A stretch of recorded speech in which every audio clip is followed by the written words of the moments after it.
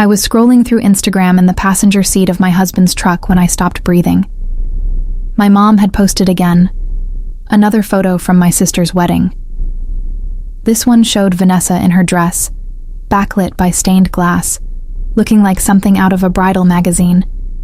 The caption was 3 paragraphs long about the most beautiful day of her life. I scrolled down. Another photo. Then another. Vanessa laughing with bridesmaids. Vanessa cutting cake. Vanessa dancing. The flower arrangements. The venue at sunset. Close-ups of her ring, her shoes, her bouquet. My thumb kept moving almost without my permission. More photos, more captions, more moments my mother had carefully selected, edited, and shared with her 2,000 followers. I counted them later that night when I couldn't sleep. 47 photos. 47 perfect moments from my sister's perfect wedding day. Marco was saying something about his shift rotation next week, but his voice sounded far away. The Texas heat made the air shimmer off the highway as we drove home from the commissary, but I barely noticed. I opened my mother's profile and scrolled back. 6 weeks of posts. Her garden. A sunset. Book club. A recipe she'd tried. And scattered throughout, more photos from Vanessa's wedding that she was still sharing, still celebrating, still gushing about in long, emotional captions. I kept scrolling, looking for something I knew I wouldn't find. My wedding had been 3 months ago. Small ceremony at the courthouse, then a reception at a local barbecue place with 20 people. I wore my dress blues. Marco wore his. We had a sheet cake from the grocery store bakery and a playlist on someone's phone. It was perfect for us. Real. The kind of wedding that made sense when you're both active duty military, 26 years old, and saving every dollar. Mom had been there. She'd smiled in photos. She'd hugged me, told me I looked beautiful, said all the right things. But when I searched her Instagram for any trace of my wedding day, I found nothing. Not one photo of me in my uniform. Not one shot of Marco and me cutting our cake. Not even the group photo we'd taken outside the restaurant. Everyone laughing in the autumn sunlight. Nothing. 47 photos of Vanessa's wedding. 0 photos of mine. The math was simple. The message was simpler. You okay? Marco glanced over from the driver's seat. I locked my phone and stared out the window at the scrub grass and strip malls. Yeah, fine. But I wasn't fine. My chest felt tight, like someone had wrapped a band around my ribs and was slowly pulling it tighter. I tried to swallow past the thickness in my throat. My own mother had erased my wedding day. She'd attended, smiled, played her part. Then she'd gone home and decided it wasn't worth remembering, wasn't worth sharing, wasn't worth a single filtered photo or heartfelt caption. Meanwhile, Vanessa's wedding lived on her feed like a monument, a testament to the daughter who'd done everything right. The big church ceremony, the expensive dress, the photographer who delivered 800 professional shots, the kind of wedding that looked good on social media, the kind of daughter who looked good on social media. I set my phone in my lap and watched the highway signs blur past, trying to convince myself it didn't matter, trying to tell myself I was being oversensitive, that Instagram didn't mean anything, that my mother's love wasn't measured in posts and likes and carefully filtered moments. But deep in my chest, something had cracked open, and I didn't know how to close it again. Sunday dinner at my parents' house had always been a tradition. Even when I was stationed in North Carolina, I'd call in when I could. Now that I was back in Texas, 20 minutes from their suburban neighborhood, I showed up most weeks. That Sunday, I walked through the garage door like always. Pot roast. The same meal my mom had made every other Sunday for as long as I could remember. She was at the stove, hair pulled back in a clip, not looking up when I came in. Hey, sweetie, can you set the table? Vanessa was already there, perched at the kitchen island with a glass of wine, phone in hand, laughing about something with Mom. As I passed, I caught a glimpse of the screen. More wedding photos. The professional ones the photographer had just delivered. Oh my God, look at this one, Vanessa said, tilting the phone toward Mom. This is definitely going on the wall. Mom pressed her hand to her chest. Honey, that's stunning. We need to get that printed immediately. I pulled plates from the cabinet. 4 of them. Dad was in the living room with a football game on low volume. How was your week? I asked, my voice carefully normal. Busy, Mom said, transferring the roast to a platter. I've been helping Vanessa organize all the wedding photos. The photographer sent over 800. Can you imagine? 800 photos. That's a lot, I said. Vanessa looked up at me, her face bright. "You have to see them, Jess. They're incredible. Like actual magazine quality. We're putting together an album and ordering prints for all the relatives." I set the plates around the table, one at each place. "Sounds like a project." "Mom's already ordered frames for the best ones," Vanessa continued. "And Grandma Joan wants copies of every single photo she's in. Every single one." Mom laughed. That warm, maternal laugh I hadn't heard directed at me in months. "Well, it was such a special day. I want to remember every single moment." I folded napkins into triangles the way she'd taught me when I was 8. My hands moved automatically while something cold settled in my stomach. 3 months since my wedding. 3 months of this. Every conversation circling back to Vanessa's perfect day, her perfect photos, her perfect everything. My mother's Instagram had become a shrine to one daughter's wedding, while the other daughters didn't exist at all. During dinner, Dad asked about my work. I told him about the training exercise we'd run, how my platoon had performed, how the new lieutenant was still learning but showing promise. Dad had been Army years ago. He understood. Mom passed the potatoes without comment. Vanessa talked about her honeymoon to Greece. Still 2 months away, but completely planned. She showed us restaurant reservations on her phone, hotel photos, beaches they'd visit. Mom leaned in close, asking questions, offering suggestions, fully engaged. I ate pot roast and said almost nothing. Later, clearing plates, I paused in the living room. The wall of family photos had grown over the years. Baby pictures, school portraits, graduations, my basic training photo and dress uniform, Dad's retirement picture, Vanessa's college graduation, and now, centered in the middle, a new 8x10 in a silver frame, Vanessa in her wedding dress, professional lighting, looking radiant next to her husband. I stood there holding dirty dishes, staring at that wall. My courthouse wedding photo, the one of Marco and me in uniform, grinning in the sunlight, both of us genuinely happy, wasn't there. There was space. There had always been space on that wall for new memories, just apparently not for mine. "Jess, you coming?" Mom called from the kitchen. I turned away from the wall. "Yeah, coming." I didn't say what I was thinking. That the empty space on that wall felt like an empty space in her heart. That watching her celebrate Vanessa while ignoring me felt like being erased one Sunday dinner at a time. I just carried the dishes to the kitchen and kept my face neutral. Because what was I supposed to say? That I needed my wedding to matter too? That felt childish, desperate, like begging for attention I should have received naturally. So I said nothing at all. Monday morning, 05:30. My alarm cut through the darkness. Marco was already up, shower running in the bathroom. I lay there for a moment staring at the ceiling, then forced myself out of bed. Physical training at 0600. I pulled on my PT uniform, laced my running shoes, tied my hair back tight. In the mirror, I looked exactly like what I was, a soldier, 26 years old, 5'6", fit and focused. I'd made sergeant last year. My platoon respected me. My evaluations were strong. In this uniform, I knew exactly who I was. The morning run helped. Mile after mile, boots hitting pavement, the platoon in formation around me, cadence calls echoing in the pre-dawn air. When your lungs are burning and your legs are aching, there's no room for anything else. Just breath, just movement, just the present moment. After PT, showered and in my OCPs, I moved through the day with the same discipline I brought to everything. Morning briefing, equipment checks, training schedules, counseling one of my soldiers about his performance, paperwork, always paperwork, a meeting about next month's field exercise. My phone buzzed during lunch. Vanessa, Mom wants to know if you and Marco can come next Sunday. She's making lasagna. I stared at the message for a long time. Another Sunday dinner. Another 2 hours of wedding talk and honeymoon planning. Another visit to the house where my wedding photo wasn't on the wall while Vanessa's hung in the center like a trophy. I typed back, "We'll be there." Because what else could I say? No, I won't come because you hurt my feelings.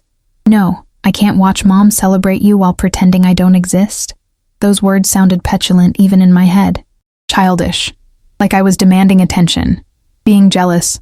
Making everything about me when Vanessa's wedding really had been beautiful, and she deserved to be happy. So I said nothing. Private Chen knocked on my office door frame. "Sergeant, need you to sign off on the vehicle dispatch." I set my phone down. Let's see it. Work required precision. Clear communication. In the Army, effort equaled results. You showed up, did the job, got recognized for it. The structure made sense. The rules were clear. Family was different. That evening, Marco and I sat on our apartment balcony with beers, watching the sun set over base housing. He talked about his day, some broken part they'd waited a week for, typical military bureaucracy. Your mom texted me too, he said, about Sunday. Yeah, you want to go? I took a long drink. She's my mom. He was quiet. Then, you've been different since the Instagram thing. I'm fine. Jess. I looked at him. Marco had known me 3 years. He'd seen me lead soldiers through hard training. He'd seen me exhausted, frustrated, elated. He knew when I was lying. I don't know what to say to her, I admitted. What am I supposed to say? Hey, Mom. Noticed you posted 1 million photos of Vanessa's wedding but pretended mine didn't happen? That sounds insane. It's not insane. It hurt you. Yeah, it did. So tell her. I shook my head. If I say something, I'm the problem. I'm being sensitive, making drama. Vanessa's wedding was bigger, more expensive, more traditional. Of course Mom's excited. What do I have? A courthouse ceremony and grocery store cake. You have us, Marco said quietly. You have a marriage. That matters. He was right. I knew he was right. But it didn't stop the ache every time I opened Instagram and saw my mother celebrating Vanessa's perfect day while treating mine like it never existed. It didn't stop me from feeling invisible in my own family. The following week, I had to pick up paperwork from battalion headquarters. Late afternoon, sun slanting through the windows, most offices quiet as people wrapped up their day. I was heading down the hallway when I heard my name. Sergeant Rivera? I turned. Lieutenant Colonel Patricia Morrison stood in her office doorway, coffee mug in hand. Mid-50s, career Army, the kind of command presence that made junior soldiers stand straighter just walking past. She was also Marco's stepmother. Ma'am. I stopped, came to attention. She waved that off. At ease. You got a minute? Yes, ma'am. Her office was neat, organized. Plaques and certificates on the walls, a few personal photos. She gestured to a chair. I sat. How are you settling in? She asked. You and Marco have been here, 4 months now? Yes, ma'am. We're settled. Good to be back in Texas. She nodded, sipped her coffee. Marco mentioned you two had a small wedding. Courthouse ceremony. My spine straightened slightly. Yes, ma'am. Smart choice. My first marriage, we had the whole production. Big church wedding, reception for 200 people, cost a fortune. Divorced within 3 years. She smiled slightly. When I married Marco's dad, we went to a judge and had barbecue afterward. Best decision I ever made. I didn't know what to say, so I just nodded. Patricia set her mug down and looked at me directly. I'm going to overstep here, and you can tell me to mind my own business. But Marco mentioned your mother hasn't been very enthusiastic about your wedding. My throat tightened. It's fine, ma'am. Is it? I looked down at my hands. She posted 47 photos from my sister's wedding on Instagram. 0 from mine. The words came out flat, factual, like reporting equipment status. Patricia was quiet for a moment. Then she said, That's cruel. I looked up, startled. She's not trying to be cruel. She just doesn't matter what she's trying to do. The effect is cruel. Patricia's voice was matter of fact, not angry, just clear. You deserve to have your wedding celebrated. You deserve to have your mother be excited for you. Her failure to do that says everything about her, and nothing about you or your marriage. Something in my chest cracked. I blinked hard, trying to keep my expression neutral. I was still in uniform, still on duty, still maintaining composure. You know what I see when I look at you? Patricia continued. I see a young woman who made sergeant by 26, who leads soldiers with skill and dedication, who chose a partner who matches her strength, who had the courage to build a marriage on her own terms, not someone else's expectations. That's worth celebrating. I couldn't speak. If I spoke, I would cry. Patricia stood. Marco's dad and I would like to have you both over for dinner soon. Maybe next weekend. We'll cook out, nothing fancy. But I'd like to give you a proper celebration, because every marriage deserves that, including yours. I stood too, my voice rough. Thank you, ma'am. Patricia, she said. We're family now. You can call me Patricia. I walked out of that office feeling like something had shifted. like someone had finally seen me standing there, invisible and hurting, and decided I mattered enough to acknowledge. If you're connecting with this story, I'd appreciate if you'd subscribe to the channel and hit the like button. Let me know in the comments if you've ever felt overlooked in your own family. And if this is resonating with you, please share it with someone who might need to hear it. That night, I told Marco about the conversation. She wants to celebrate us, I said, still processing it. She actually wants to make our wedding matter. Marco pulled me close. It already matters. But yeah, Patricia's good like that. She sees people. And for the first time in months, I felt seen. Marco's dad and Patricia lived off base in a ranch house with a big backyard and a mesquite tree older than I was. When we arrived that Saturday, Patricia was setting up the patio table while Richard worked the grill.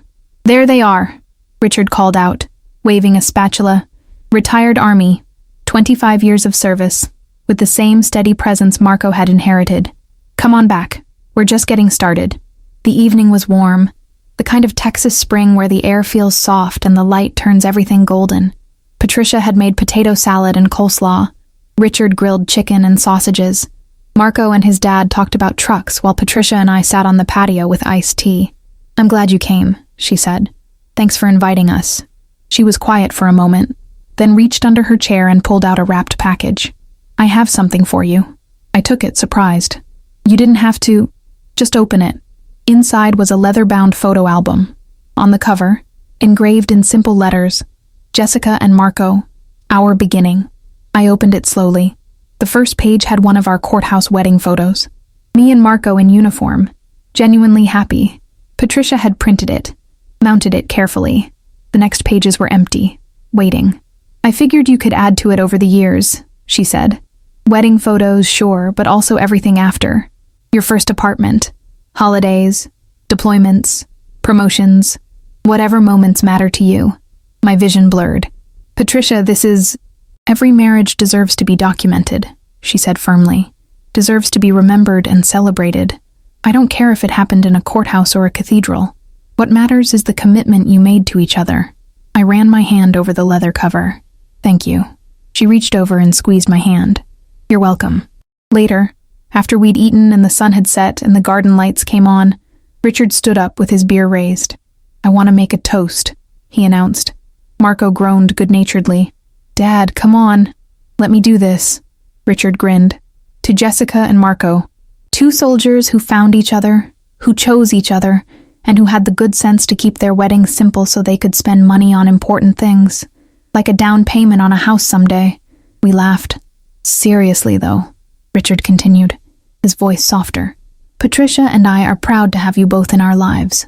Proud of your service, proud of your marriage, and honored to be your family." I lifted my glass, my throat tight. Marco put his arm around me. We toasted. We drank. And for the first time in months, I felt like my wedding, my marriage, mattered to someone besides Marco and me. Driving home that night, I held the photo album in my lap. "They really love us," I said quietly. Marco reached over and took my hand. "Yeah, they do." I thought about my mother's house. The wall of family photos with Vanessa's wedding centered like a masterpiece while mine didn't exist. The Instagram feed full of celebrations I wasn't part of. The dinners where I sat silent while everyone talked about my sister's perfect life. And then I thought about Patricia printing my wedding photo. About Richard toasting our marriage. About being seen, valued, celebrated for exactly who I was, and the choices I'd made. "I think I've been looking for recognition in the wrong place," I said. Marco squeezed my hand. "Maybe, but you found it in the right one." The next few weeks, something shifted in me. I still went to Sunday dinners at my parents' house. Still sat through conversations about Vanessa's upcoming honeymoon to Greece and her new apartment downtown, and her promotion at the marketing firm. Still noticed that my mother never asked about my marriage, never mentioned my wedding, never acknowledged the life I was building. But I stopped waiting for her to. Instead, I started spending more time with Patricia and Richard. It became natural. Dinner at their house every other week. Quick coffee when Patricia and I were both on base. Occasional texts checking in. Patricia became someone I could talk to. Not just about my mother, but about everything. The challenges of being a young female NCO in a male-dominated unit. Deployment anxieties, marriage and military life, and figuring out how to balance it all. One afternoon, We met at the base coffee shop between meetings. I told her about a soldier in my platoon who was struggling, a kid from rural Oklahoma dealing with severe homesickness. "What did you do?" she asked.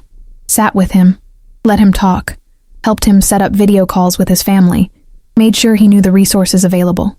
I stirred my coffee. Sometimes people just need to know someone sees them. Patricia smiled. "You're a good leader, Jess." "I'm trying." "No, you are." "You know how I know?" She leaned forward. "Because you understand that recognition matters, that people need to feel valued, that the absence of acknowledgement is its own kind of harm." I met her eyes. We both knew she wasn't just talking about my soldier anymore. "I learned that lesson the hard way," I said quietly. "A lot of us do." Patricia sipped her coffee. "But you're using that pain to be better to the people you lead. That takes strength." At home, things with Marco deepened too. We'd been together 3 years, married almost 6 months now, and the foundation felt solid in ways I hadn't expected. One night, lying in bed, I told him about adding photos to the album Patricia had given me. I put in that one from our road trip to San Antonio, the one of you fixing the sink in our terrible first apartment, the one from when you surprised me at the airport after that California training. He pulled me closer. "This is our story." "Yeah, your mom doesn't get to write it. She doesn't even have to read it. This is ours." I turned to look at him in the darkness. "When did you get so wise?" "Probably somewhere between marrying you and realizing you're way smarter than me." I laughed and kissed him. "You're not wrong." The next Sunday at my parents' house, something was different. Not in them, in me. Mom was showing Vanessa paint samples for the nursery. Yes, Vanessa was already pregnant. And yes, every conversation now revolved around the baby. Gender reveal party invitations were spread across the kitchen table. "What do you think, Jess?" Vanessa held up 2 nearly identical shades of blue. "Ocean mist or coastal breeze?" I looked at them. "They're both nice. But which one? Honestly, I can't tell the difference." Mom laughed, but not the warm laugh, the dismissive one. "Well, you've never been into decorating anyway." Before, that comment would have stung, would have landed like proof that I was the wrong kind of daughter, not feminine enough, not interested in the right things. But sitting there, I realized something. My mother's opinion of who I should be didn't match who I actually was, and that was okay. I didn't need to be the daughter who cared about paint samples. I was the daughter who led soldiers, who wore a uniform, who'd built a marriage based on partnership instead of Instagram aesthetics. I was enough exactly as I was. "You're right," I said simply. "I'm not really into decorating." After dinner, Dad walked me out to my car. "You seem good," he said. "Happier lately." I looked at him surprised. "Yeah, I think I am." "That's good, Jess. Really good." He paused. "Your mother, He trailed off, like he wanted to say something but didn't know how. "It's okay, Dad." "No, it's not. But I'm glad you're okay anyway." He hugged me, and I drove home feeling lighter than I had in months. 2 months later, I got promoted to staff sergeant. The ceremony was small, held in the battalion conference room. My platoon was there. Marco was there. My commander pinned on my new rank while Patricia and Richard watched from the back, both in civilian clothes but standing at attention anyway. Old habits from their army days. My dad came too. He shook my hand afterward, pride clear in his eyes. "Well done, Jess. Your grandfather would be proud." Mom didn't come. She'd texted that morning. "Have a work thing, can't make it. Congrats, sweetie." I'd read the text, felt the familiar ache, and then put my phone away. Because here's what I'd learned. I couldn't make my mother see me. Couldn't force her to value what I valued, to celebrate what mattered to me, to acknowledge the life I'd chosen. I could only control my own response to her choices. And my response was to stop giving her power over my sense of worth. That evening, Patricia and Richard took us out to celebrate. A steakhouse off base, one of those Texas places with leather booths and mesquite grilled everything. Richard ordered an expensive bottle of wine. Patricia gave a toast that made my eyes sting. "To Staff Sergeant Jessica Rivera," she said, raising her glass. "Who earned every stripe through dedication, leadership, and integrity. Who serves with honor. Who builds people up instead of tearing them down. Who chose a hard path and walks it with grace.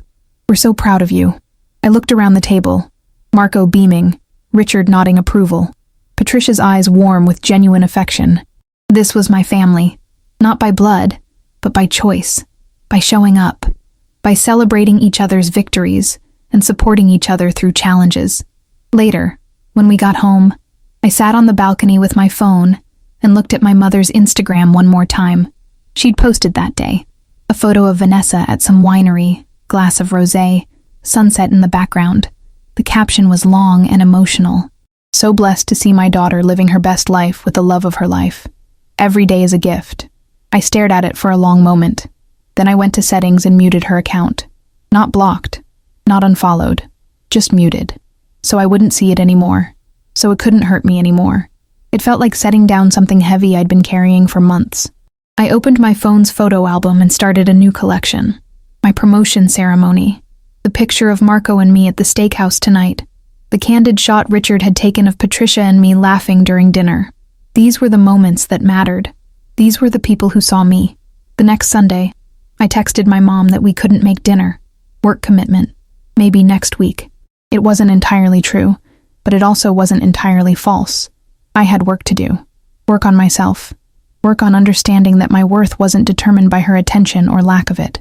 Marco found me on the balcony that evening, photo album in my hands. "You okay?" he asked. "Yeah." I looked up at him. "I really am." "Good." He sat down next to me. "Patricia called. She wants to know if we want to come over for barbecue next weekend. Said she's got some old army stories to tell you about leading difficult soldiers." I smiled. "Tell her yes, because this was where I belonged, with people who celebrated my promotions, who showed up for my ceremonies, who valued my service and my marriage and my choices, with people who made me feel like I mattered." My mother's house had a wall full of family photos with Vanessa's wedding in the center and mine nowhere to be found. But I was building my own walls now, my own collection of moments, my own definition of what family meant. And on those walls, in that album, in that life, I was exactly enough. "I've been thinking," I said to Marco, "about hosting Patricia and Richard at our place next time. Maybe inviting my dad too. I'd like that. Me too." The evening air was warm. Somewhere in the distance, I could hear kids playing in the base housing complex. Life continuing, moving forward, one moment at a time. I'd spent months waiting for my mother to recognize me, to post about my wedding, to celebrate my marriage, to be proud of my promotion. But I'd found something better. I'd found people who didn't need to be convinced that I mattered, who showed up without being asked, who celebrated me not despite my choices, but because of them. And I'd found myself, the version of me that didn't need external validation to know my worth, who understood that someone else's inability to see me said nothing about my value and everything about their vision. That was the promotion that mattered most, not the rank on my chest, but the strength in my spine.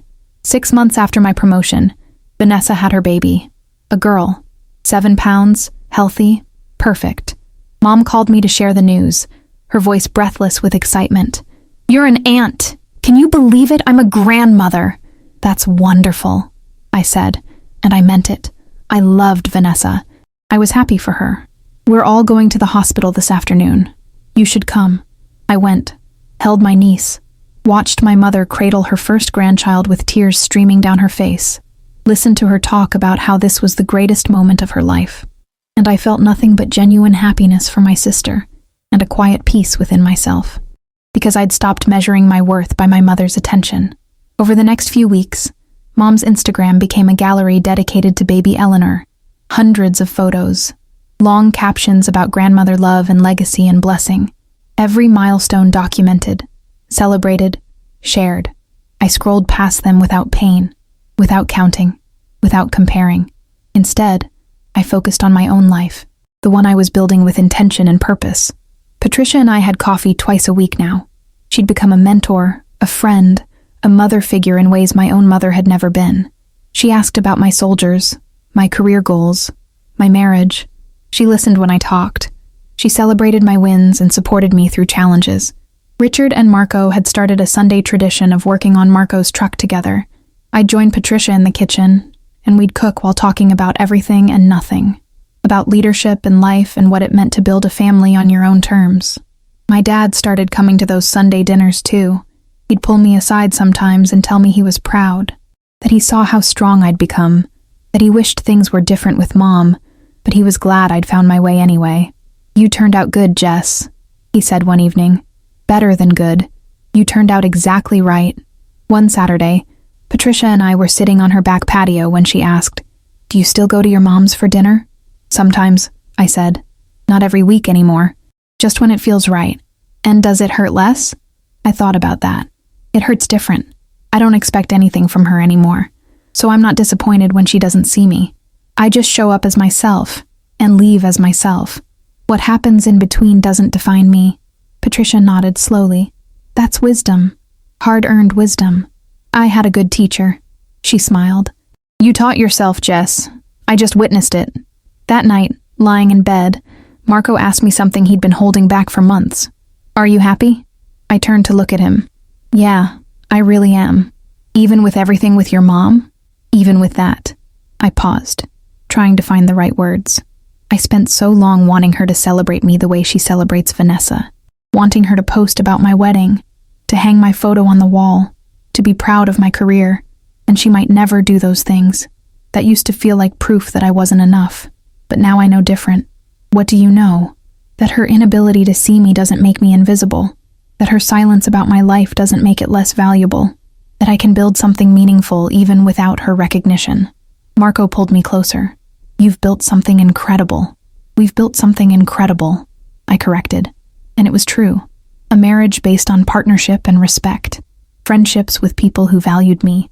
A career I was proud of. A chosen family that celebrated my existence. I'd learned the hardest lesson. You can't force people to see your worth. You can only decide to see it yourself. My mother's Instagram still had 0 photos from my wedding. My photo still wasn't on her wall. She still called primarily to talk about Vanessa and the baby. And I was okay. Because I'd created my own walls, my own albums, my own collection of moments that mattered. I'd surrounded myself with people who didn't need to be convinced that I was worth celebrating. I'd chosen my own validation. If this story resonated with you, I hope you'll subscribe to this channel for more stories like this. Hit that like button, and let me know in the comments how you handle relationships that feel unbalanced. How do you validate yourself when others don't? Your experiences matter, and I'd love to hear them. Please share this story with someone who might need the reminder that their worth isn't determined by someone else's recognition. The ending I got wasn't the one I thought I wanted. I wanted my mom to wake up one day and realize what she'd missed, to apologize, to suddenly fill her feed with pride about my life. But this ending is better, because it doesn't depend on her changing. It depends on me knowing, deep in my bones, that I'm enough exactly as I am, in my uniform or out of it, in a courthouse or anywhere else, with a simple wedding or an elaborate one. I'm enough.